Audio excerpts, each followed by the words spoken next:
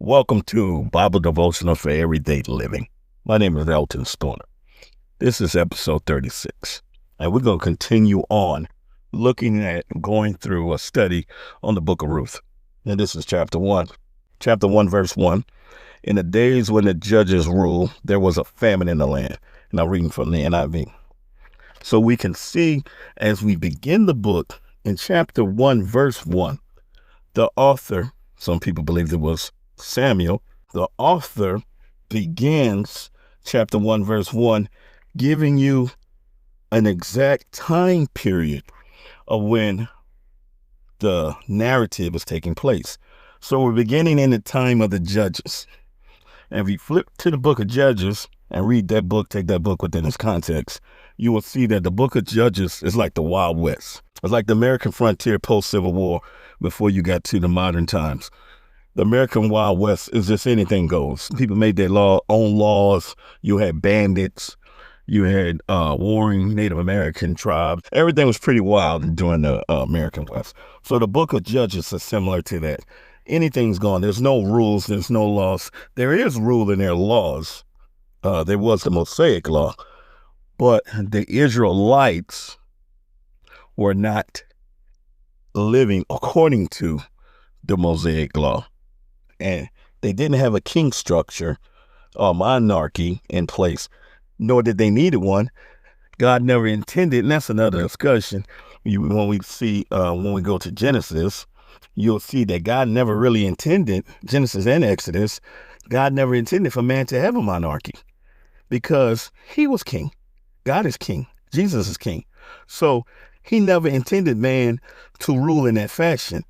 If anything, there was supposed to be a kingdom of priests, and each individual being led by the law, which in New Testament times being led by the Spirit, was supposed to conduct themselves accordingly. And general societal decision-making were by the 70 elders. Moving on. So as we get to verse 2, we see that you had a family from Bethlehem, from the southern kingdom of Judah. This family, during a famine, made a choice. And chapter 1, you'll see that's chapter 1. That's the theme of chapter 1. Choices, family choices. So we're dealing with the famine. This family man chose to make a decision to leave the blessing, what God had given them. He chose to leave the promised land. Now you got to remember, this land was fought for by his forefathers. They walked 40 years to get to this land. They had to defeat the Canaanites, the Jebusites, the Perizzites, the Amorites, and they warred with the Moabites. And he chose to leave this land and go live with the Moabites. And I believe it's a summary statement if you read it in the NIV when they talk about the family, and it goes in verse 2, at the end of verse 2, and they went to Moab and lived there. Now let's think about this. This is akin to, if you look at American history, for a black family after Civil War to leave and go up north, and then experience a little headache up north, a little hiccup, and then decide, I'm going to go back to Alabama and live. Or I'm going to go back to Louisiana and live. Now, that's not maybe a perfect analogy. They went back to a place of trouble that God got them out of. God pulled them out of Egypt. When he pulled them out of Egypt, he pulled them out of a pagan society. I'm bringing you out of a pagan land into a place where you can worship me freely. Because now we got to remember, we're talking about the Old Testament times. This is still in this, and I hate to use the word dispensation, but it's covenantal period of the Old Testament under the Mosaic law. So they chose to leave the land of promise to go live among a pagan community.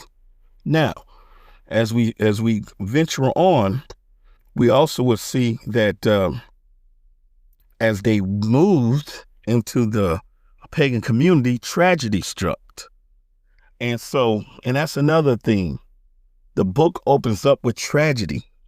The book opens up negative, famine, deaths. Notice that in chapter 1, in the general context of the book of Ruth, it opens up with a negative tragedy, deaths of the males, and famine. But as you see, and quickly, it starts moving towards life.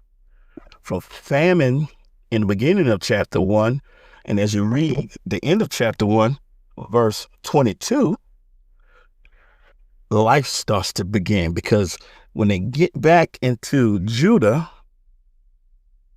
the barley harvest, at the beginning of barley harvest season, life, plant life, pick that up. Life is growing. And that's what the main thrust of the book is about, life. We go from death, going into Moab, going into paganry, death, and then towards the end of the book, we got life. We got life between Ruth and Boaz's child at the end of the chapter, at the end of the book in chapter 4. So as we venture on, we see that in verse 6, after Naomi's husband died, after her sons died, they married, paganite. They married Moabite women, Oprah and Ruth. And then so we see in verse 6, Naomi gets the word in Moab that things are better back home. Time to get out of here. But what's need to be picked up is her attitude. Naomi has become bitter. In her mind, she has been afflicted by God. In her mind, she's being, dare we say, punished. Because we see in verse 13, at the end of verse 13, she tells the ladies to go home because it's more bitter for me than you, because the Lord's hand has turned against me. Now, did the Lord say that? That's something that a lot of people struggle with when they go through hard times. They believe that the Lord's hand is against them. But says who?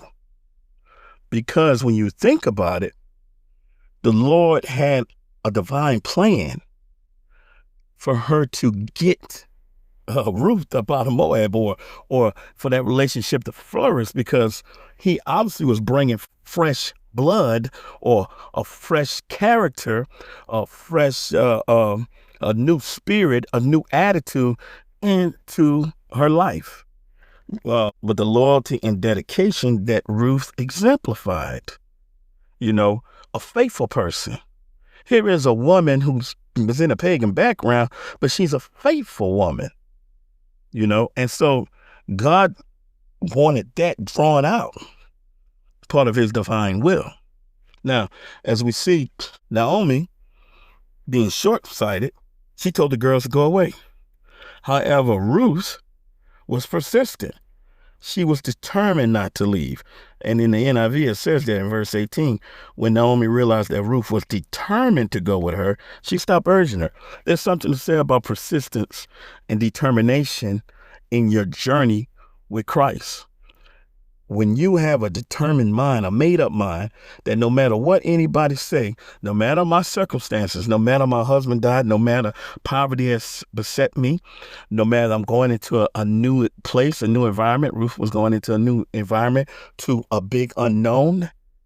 She was determined to serve the Lord. She was determined to walk in her purpose in the Lord, in the great Jehovah, the great Yahweh, creator of heaven and earth, the Lord Most High. She was determined to walk into that.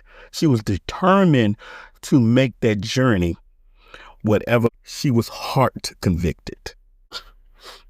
So she made a positive choice. She made a wise choice. And so we see, and that's the bookend of the chapter.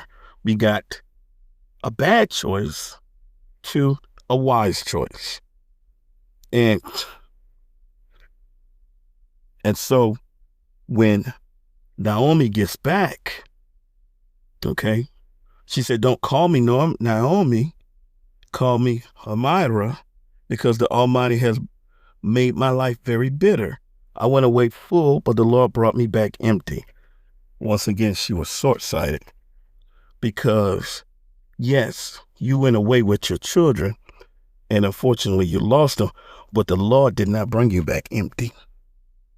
He brought you back with the kingdom seed, with the seed within Ruth that was to help bring in the Davidic line, which eventually is the line of Christ. So once again, thank you for joining me. My name is Alton Spooner. It's been a pleasure. May you have a blessed day and be safe. Thank you. Goodbye.